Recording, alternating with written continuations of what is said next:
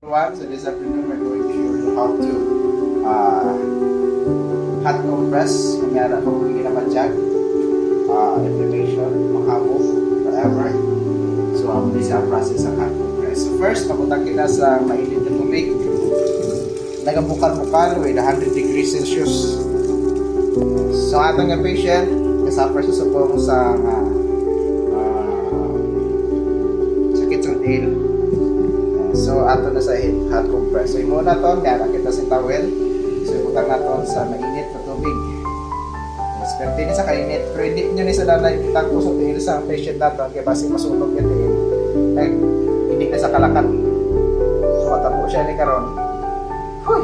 Init. O diba? Kung iputang tan ano tabo sa itong patient? Pwede na. Pagkasunod na, hindi na kalakat. Okay.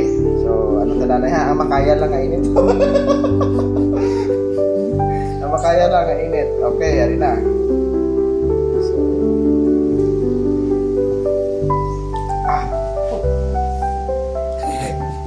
Ready ka na?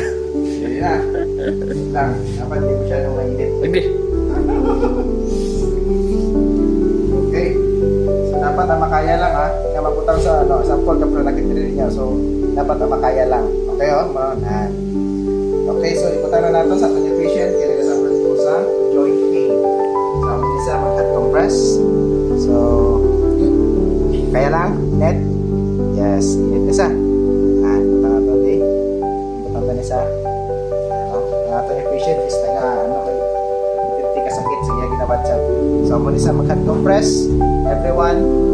So magkakaroon isa din. After, kung magpupna na, 1 minute, balik na naman din yes, mula na mo natin repeated. So, ilang ka minutes? 5 to 15 minutes. So, that's all.